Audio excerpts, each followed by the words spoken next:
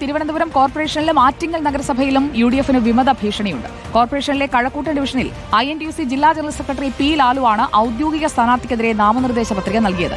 Congress sitting division മുസ്ലിം ലീഗിന് നൽകിയതിൽ പ്രതിഷേധിച്ച് പൗണ്ട് കടവിൽ മുൻ block president SS Sudheesh Kumar പത്രിക നൽകിയിട്ടുണ്ട്. പുഞ്ചക്കരിയിൽ മുൻ കൌൺസിലറും മണ്ഡലം പ്രസിഡന്റുമായ കൃഷ്ണവേണിയാണ് വിമത സ്ഥാനാർത്ഥി. പുഞ്ചക്കരി ഡിവിഷൻ RSPക്ക് നൽകിയതിലാണ് പ്രതിഷേധം.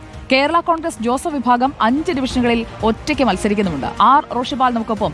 റോഷിപാൽ, തിരുവനന്തപുരം ജില്ലയിൽ നമ്മൾ എടുത്തു നോക്കിക്കഴിഞ്ഞാൽ UDFന് വലിയ രീതിയിൽ തലവേദനകൾ അവിടെയായി കാണുന്നുണ്ട്. വലിയൊരു ലക്ഷ്യം മുന്നിലുണ്ടെങ്കിലും മാർഗം കഠിനമാകുമോ?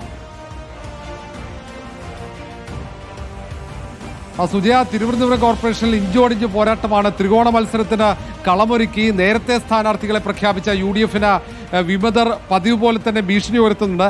എന്നാൽ പോലും ഈ ചുരുങ്ങിയ 1-2 ദിവസത്തിനകം തന്നെ വിമതരെ അനുനയിപ്പിച്ച് അവരെ പിന്മാറ്റും എന്ന കണക്കുകൂട്ടലാണ് കോൺഗ്രസ് നേതാക്കൾക്ക്.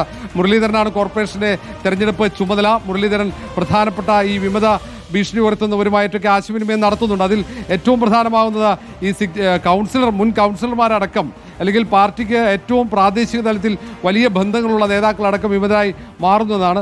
അതിനു പുറമെ മറ്റിടങ്ങളിലും അതിൽ പ്രധാനമായി ആറ്റിങ്ങൽ നഗരസഭയിൽ 3 വിമത സ്ഥാനാർത്ഥികളുണ്ട്. അതേപോലെ തന്നെയാണ് അവിടെ RSP 2 സീറ്റുകൾ ഒറ്റയ്ക്ക് മത്സരിക്കുന്നു.